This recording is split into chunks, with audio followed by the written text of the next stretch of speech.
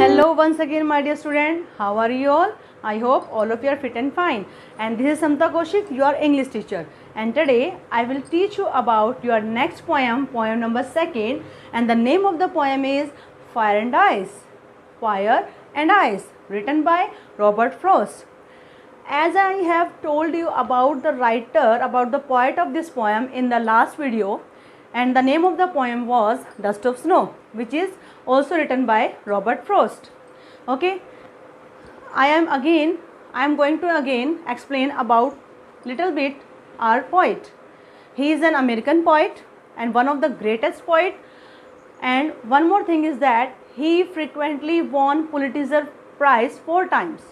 Okay, now I will teach you about the poem. Let's start the poem. Some say the world will end in fire, some say in ice.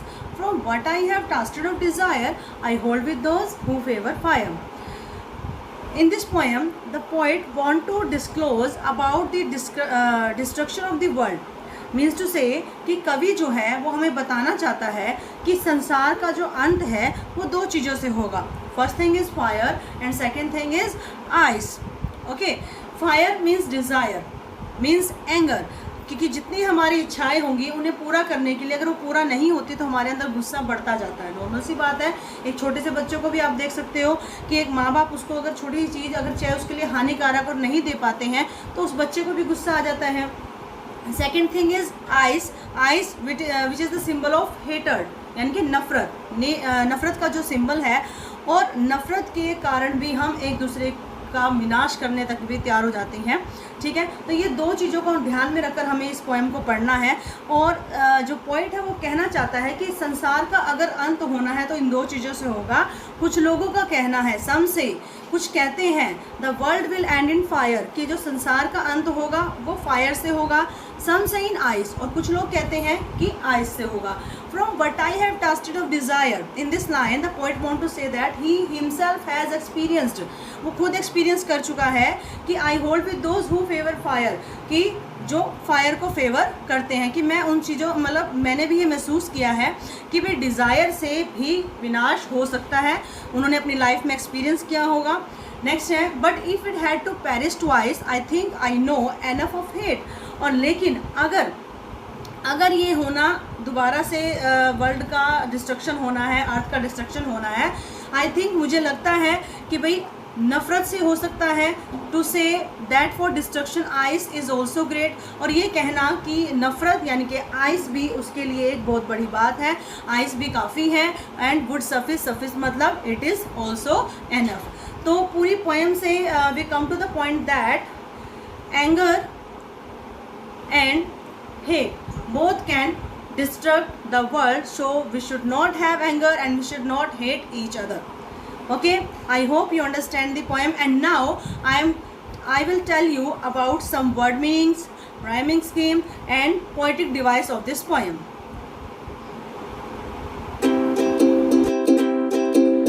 Friends, जैसा कि मैंने आपको last poem में बताया था कि जो Robert Frost हैं उनकी पोएम्स की लाइंस ज़्यादा टिपिकल नहीं होती. कुछ ही वर्ड्स होते हैं जो आपको जानने की ज़्यादा ज़रूरत होती है.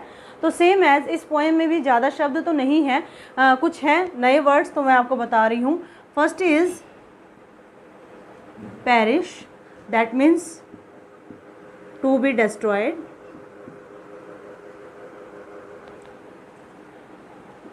Second is favor, that means support. Third is suffice, that means enough. And fourth is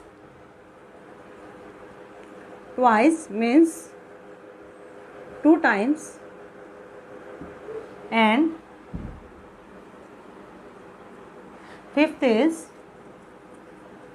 tasted, means to say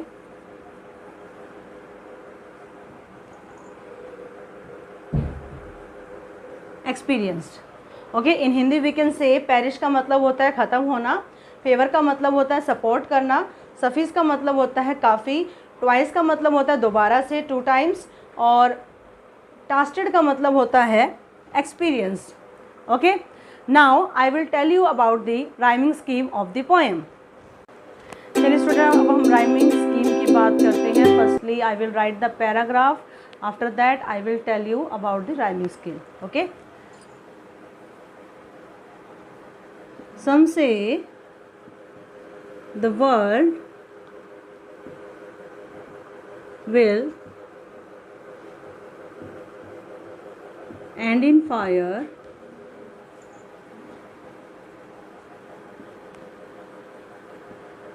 some say in ice,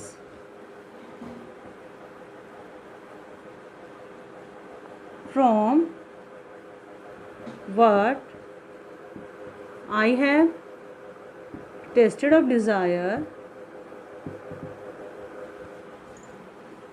I hold with those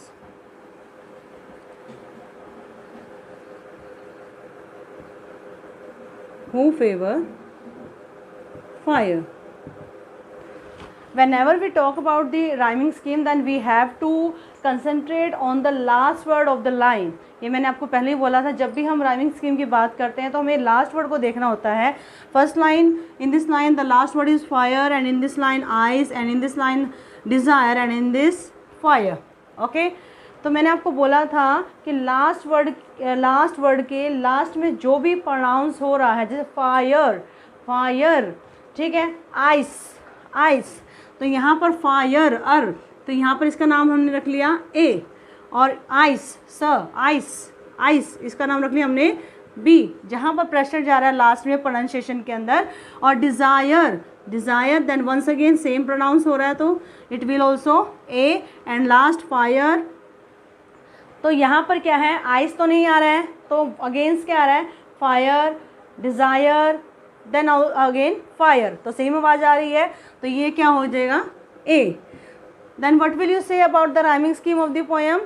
We will say A, B, A, A. And this is the rhyming scheme of this passage. I hope you understand this. और next paragraph की आपको खुद try करनी है. अगर कोई problem है तो मुझे बता देना, मैं नेक्स्ट वीडियो में आपको दोबारा से बता दूंगी. Okay, now I will tell you about the poetic device of this poem. Firstly I want to say that बेटा, जो पोएटिक डिवाइस होते हैं हिंदी में हम उनको अलंकार भी बोल देते हैं. ये हर पोएम के अंदर होते हैं, लिटरेचर का एक अहम हिस्सा है. इसके लिए मैं आपका एक स्पेशल वीडियो लेकर आऊँगी, बट अभी इस वीडियो के लिए मैं सिर्फ इस पोएम के अंदर जो भी पोएटिक डिवाइस यूज़ हुए हैं, मेनली यहाँ पर 2 यूज़ हुए हैं, मैं वो अभी आपको एक्सप्लेन करती हूँ. Okay,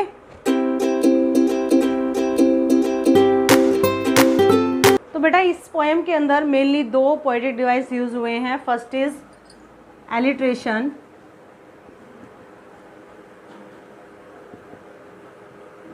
and second is metaphor. Firstly, I will tell you about the meanings. After that, I will explain. Alliteration का मतलब होता है इन हिंदी अनुप्रास अलंकार. आप सब लोगों ने 8th और 9th में ये पढ़े भी होंगे, ठीक है. इंग्लिश में हम कह सकते हैं whenever a letter is repeated 2 और more than 2 times then there is alliteration. जब एक पोएम में किसी लाइन के अंदर एक ही लेटर की बात कर रहे हैं, वर्ड की बात नहीं कर रहे हैं, हम लेटर की बात कर रहे हैं, अक्षर की बात कर रहे हैं, एक लेटर एक से दो या 2 से ज़्यादा बार रिपीट होता है, तो वहाँ पर हमारा एलिट्रेशन होता है. जैसे कि द वर्ल्ड विल एंड, तो यहाँ पर W और W ये लेटर जो है वो 2 टाइम्स लगातार रिपीट हुआ है, तो इसलिए यहाँ पर कौन सा पोएटिक डिवाइस है, alliteration. I hope you understand. Okay, next is metaphor. Metaphor और सिमले ये दोनों उपमा और रूपक अलंकार होते हैं. There is a little bit difference between metaphor and simile. I will explain simile later. At this time I will only explain the metaphor. When we compare one thing with the other, जब हम एक चीज़ को दूसरी चीज़ से compare करते हैं वहाँ पर मेटाफर आता है, बट वहाँ पर लाइक और एज वर्ड नहीं आता है. एज और लाइक वर्ड नहीं आता है. As like in this poem the poet compare fire with desire. He compare fire with desire. यहाँ पर जो पोइट है फायर को डिज़ायर से और आइस को हेट से कंपेयर करता है. तो यहाँ पर क्या है, ये दोनों मेटाफर है। क्या है? मेटाफर है। आई होप आपको ये पोएटिक डिवाइस समझ आ गई होगी। इन शॉर्ट मैं दोबारा से पोएम बता देती हूँ। ये पोएम एक छोटी पोएम है, सिर्फ 9 लाइंस की पोएम है, और इसमें जो पोएट है वो हमें वर्ल्ड के डिस्ट्रक्शन के बारे में बताता है, कैसे इसका अंत होना है। और मैसेज इसका यही है कि we should not hate each other, we should not have so much anger. Okay, इतना गुस्सा हमारे अंदर नहीं होना चाहिए जो हमारा विनाश कर सके, इतनी हमारे अंदर नफ़रत भी नहीं होनी चाहिए जो हमारे लिए नुकसानदायक हो। I hope you understand the poem. If you have any query regarding the poem, you can comment me. Thank you, have a nice day.